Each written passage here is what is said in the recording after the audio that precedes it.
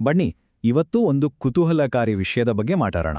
ನಮ್ಮ ಸರಿ ತಪ್ಪುಗಳನ್ನ ನಿರ್ಧರಿಸೋ ಅಧಿಕಾರ ಎಲ್ಲೋ ಹೊರಗಿರುವ ದೇವರಿಂದ ನಮ್ಮೊಳಗಿನ ಆತ್ಮಸಾಕ್ಷಿಗೆ ಹೇಗೆ ಬಂತು? ಈ ದೊಡ್ಡ ಬದಲಾವಣೆಯ ಕಥೆಯನ್ನ ನೋಡೋಣ.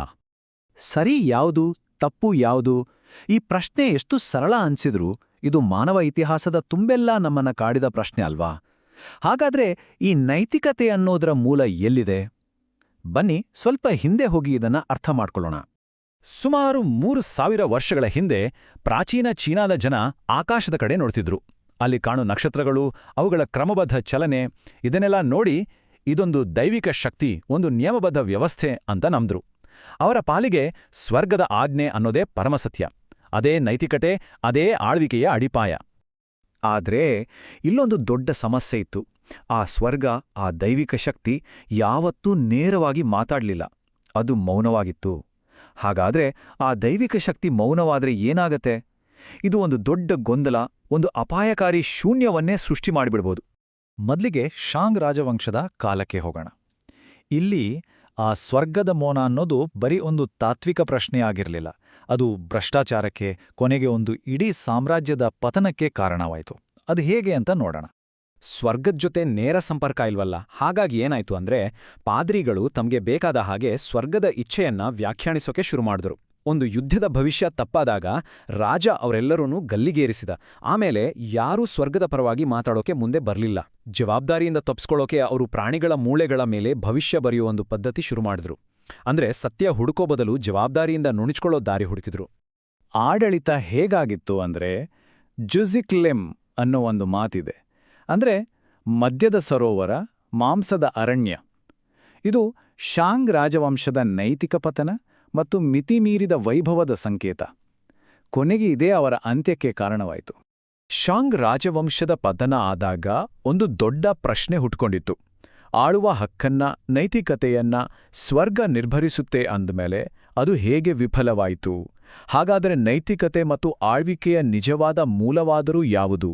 ಹೊಸದಾಗಿ ಅಧಿಕಾರಕ್ಕೆ ಬಂದ ಝಾವ್ ರಾಜವಂಶದ ಮುಂದೆ 2 ದೊಡ್ಡ ಪ್ರಶ್ನೆಗಳಿದ್ವು.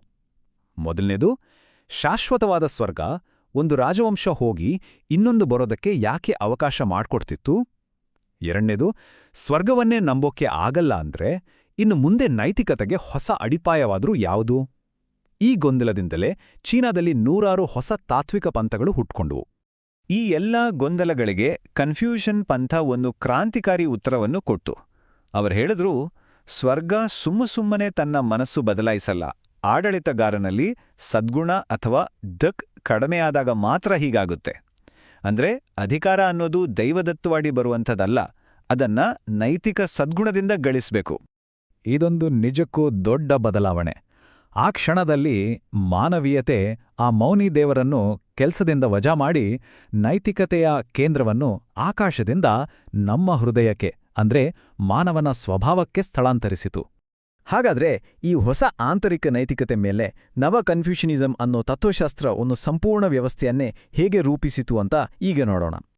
ಅವರ ಪ್ರಕಾರ ಮಾನವನ ಸ್ವಭಾವದಲ್ಲಿ 2 ಭಾಗಗಳಿವೆ. ಒಂದು ಲೀ ಅಂದ್ರೆ ತತ್ವ. ಇದು ನಮ್ಮೊಳಗಿನ ತರ್ಕ, ನಮ್ಮ ನೈತಿಕ ಸ್ವಭಾವ. ಇದೇ ನಮ್ಮನ್ನ ಪ್ರಾಣಿಗಳಿಂದ ಬೇರೆ ಮಾಡೋದು. ಇನ್ನೊಂದು ಖಿ ಅಂದ್ರೆ ಭೌತಿಕ ಶಕ್ತಿ.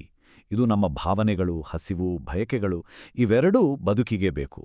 ಅಲಿ ಅಥವಾ ತತ್ವ ಅನ್ನೋದು 4 ಸದ್ಗುಣಗಳ ರೂಪದಲ್ಲಿ ವ್ಯಕ್ತವಾಗುತ್ತೆ. ಮೊದಲನೇದು ಪರೋಪಕಾರ, ಇತರರ ಬಗ್ಗೆ ಅನುಕಂಪ. ಎರಡನೇದು ನ್ಯಾಯಪರತೆ, ಅನ್ಯಾಯ ಕಂಡ್ರೆ ಕೋಪ ಬರೋದು. ಮೂರನೇದು ಸೌಜನ್ಯ, ಇತರರಿಗೆ ಗೌರವ ಕೊಡೋದು. ನಾಲ್ಕನೇದು ಜ್ಞಾನ, ಸರಿ ತಪ್ಪುಗಳನ್ನ ವಿಶ್ಲೇಷಿಸುವ ಸಾಮರ್ಥ್ಯ. ಇವೇ ನಮ್ಮ ನೈತಿಕ ದಿಕ್ಸೂಚಿ. ಇದನ್ನ ಸರಳವಾಗಿ ಹೇಳೋದಾದ್ರೆ, ಈ 4 ಸದ್ಗುಣಗಳು ಸೇರಿ ನಮ್ಮ ಆತ್ಮಸಾಕ್ಷಿ ಅಥವಾ ಯಾಂಶಿಂ ಅನ್ನು ರೂಪಿಸುತ್ತವೆ. ಮತ್ತು ಯಾರಲ್ಲಿ ಆತ್ಮಸಾಕ್ಷಿ ಜಾಗೃತವಾಗಿರುತ್ತದೋ ಅವರೇ ಸದ್ಗುಣಿ ಅಥವಾ ಧಕ್ ಉಳ್ಳವರು. ಸರಿ, ಈ ಆತ್ಮಸಾಕ್ಷಿ ಅನ್ನೋದು ಕೇವಲ ವೈಯಕ್ತಿಕ ವಿಷಯವಾಗಿರಲಿಲ್ಲ. ಇದನ್ನೇ ಒಂದು ಇಡೀ ಸಮಾಜಕ್ಕೆ, ಒಂದು ರಾಷ್ಟ್ರಕ್ಕೆ ನೀಲಿನಕ್ಷೆಯಾಗಿ ಹೇಗೆ ಬಳಸ್ತ್ರು ಅಂತ ನೋಡೋಣ. ಕನ್ಫ್ಯೂಷನ್ ನೀತಿಶಾಸ್ತ್ರ ಒಂದು ಸಣ್ಣ ವೃತ್ತದಿಂದ ಶುರುವಾಗುತ್ತೆ.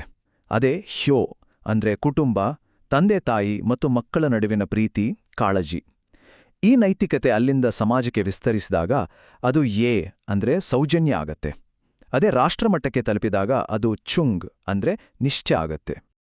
ನೋಡಿ, ಇದನ್ನ ಬರೀ ಪುಸ್ತಕದಲ್ಲಿ ಬರೆದಿಟ್ಟಿಲ್ಲ.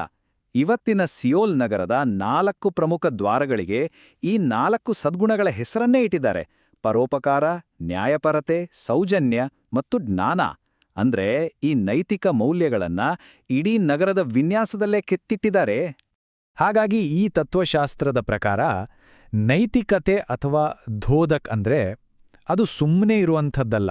ಅದು ನಮ್ಮೊಳಗಿನ ಆ 4 ಸದ್ಗುಣಗಳಿಗೆ ನಿರಂತರವಾಗಿ ಮರಳುವ ಮತ್ತು ಅವುಗಳನ್ನು ನಮ್ಮ ವ್ಯಕ್ತಿತ್ವದಲ್ಲಿ ಮೈಗೂಡಿಸಿಕೊಳ್ಳುವ ಒಂದು ಜೀವನ ಪರ್ಯಂತದ ಪ್ರಕ್ರಿಯೆ.